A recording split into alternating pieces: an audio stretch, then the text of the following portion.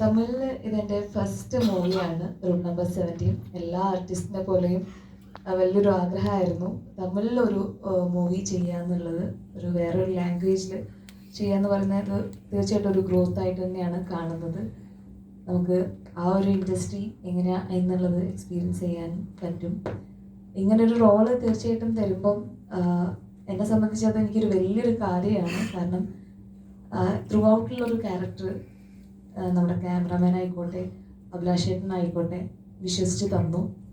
അത് എന്നെ സംബന്ധിച്ചൊരു വലിയൊരു കാര്യമാണ്. കാരണം ഞാൻ ചെയ്തു വെച്ച വർക്ക് എല്ലാവർക്കും ചിലപ്പം അറിയാമായിരിക്കാം. MIT മൂസ എന്ന് പറഞ്ഞിട്ടുള്ളൊരു വർക്കാണ്.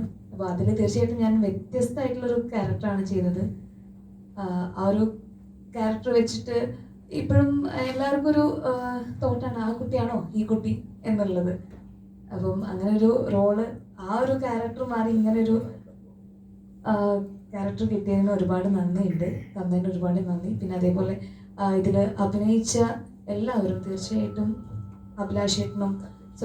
അഖിലേട്ടനും പിന്നെ മദനൻ സാറ്, ജിത്തൻ സാറ്, ഇവരെല്ലാവരും ഒരുപാട് സപ്പോർട്ട് ചെയ്തിട്ടുണ്ട്. പിന്നെ ഇതിൽ ഒരുപാട് ഫൈറ്റ് സീൻസും കാര്യങ്ങളൊക്കെ വരുന്നുണ്ട്. അതിനൊക്കെ ഭയങ്കരമായിട്ട് സപ്പോർട്ടും കാര്യങ്ങളും ചെയ്തിട്ടുണ്ട്. പിന്നെ ഔസേപ്പച്ചൻ സാറിൻ്റെ കൂടെ ഇങ്ങനെ ഒരു വേദി പങ്കിടാൻ പറ്റി എന്ന് പറയുന്നത് തന്നെ വലിയൊരു കാര്യമായിട്ട് ഞാൻ കരുതാണ്.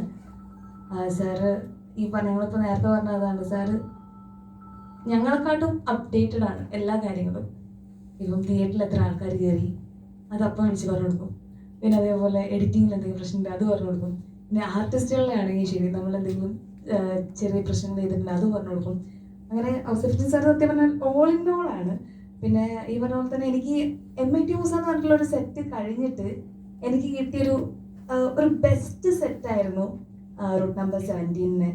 അതിന് പ്രത്യേകിച്ച് നമ്മുടെ പ്രൊഡ്യൂസർ സാർ എന്ത് പറഞ്ഞാലും ഒരു പ്രശ്നവുമില്ല, ആളെ ചിരിച്ചു നിൽക്കും.